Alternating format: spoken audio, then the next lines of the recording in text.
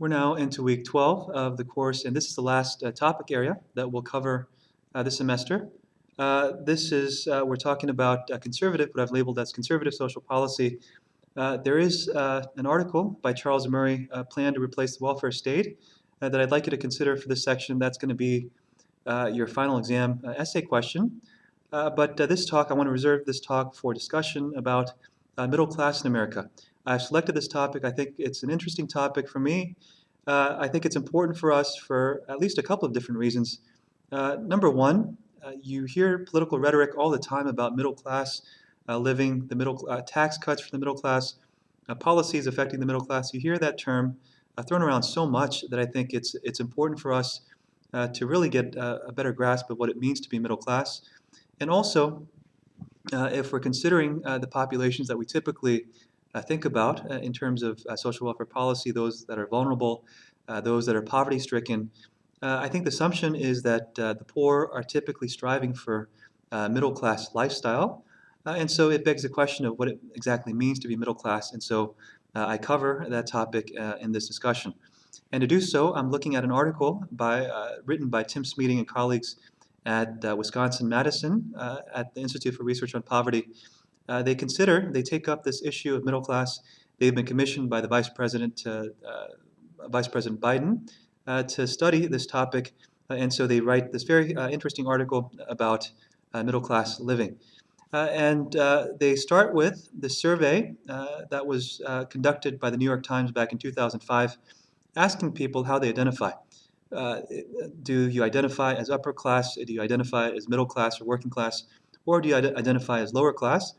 And the results will show that 1% of respondents indicated that they were in fact upper class, 7% of survey respondents indicated that they were lower class, and the remainder. So the 92% of respondents indicated that they identified as middle class or working class.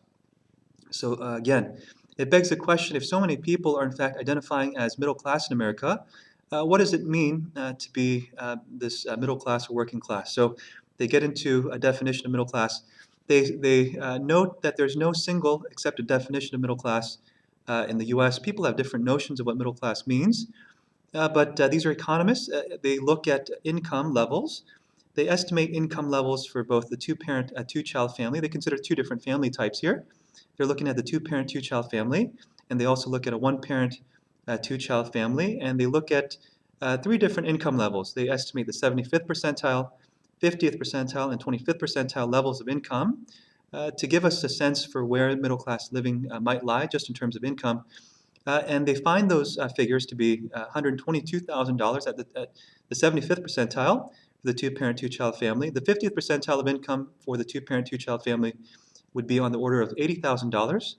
And the 25th percentile for the two-parent, two-child family, their level of income would be about $50,000, the researchers here find. They run through a similar exercise for the one-parent, two-child family. The income levels there would be $44,000 for the 75th percentile family. It'd be about $25,000 for the 50th percentile family, and about $13,000 for the 25th percentile family. So we could stop there and say that just based on income alone, if we were to define middle class in terms of income standards, we could say that a two-parent, two-child family who makes between $50,000 and $122,000 is in fact middle class in America. But the researchers take this analysis further. So it's not just about income. They say that it's about values and expectations and aspirations of people who identify themselves as middle class.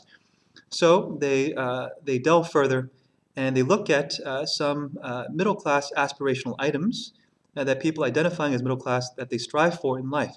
And they conclude that although there's lots of variation within middle class families, typically middle class families aspire for 6 different items. That's for home ownership, car ownership. They want to be able to save for college for their kids. They want to be able to have something left over for health insurance, for retirement savings, and also for family vacations. So 6 different aspirational items. And they consider 3 different budget sets. They consider the 75th percentile family, the 50th percentile family, and the 25th percentile family in terms of their levels of income. And they estimate the cost of these 6 different aspirational items and what the families of the 3 different income levels can afford. And they consider the three different levels of income, the three different family types, to show that there's a wide range of incomes that may actually be able to attain a middle-class lifestyle. They show that there's variation in different families, and that all families, families at different ranges, can attain a middle-class lifestyle. I think that's their primary point there. And so in estimating the cost of these 6 different items, they start with home ownership.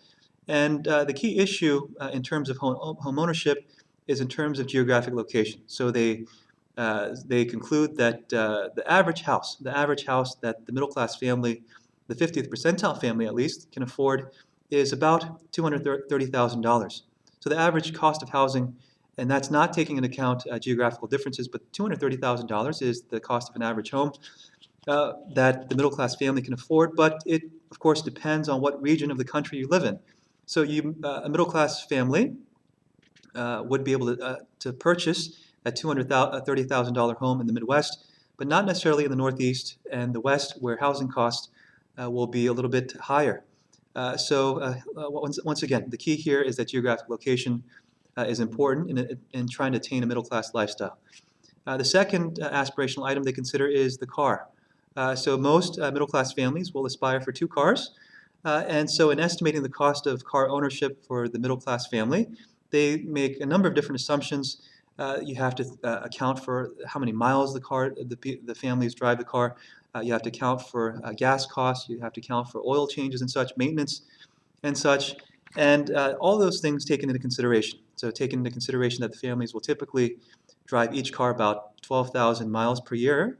They estimate that cost for the 25th percentile family, they can afford about $8,000 in terms of car ownership. And the cost of car ownership for the 75th percentile family would be probably about double that amount. So they can afford about $16,000 in the way of car ownership per year.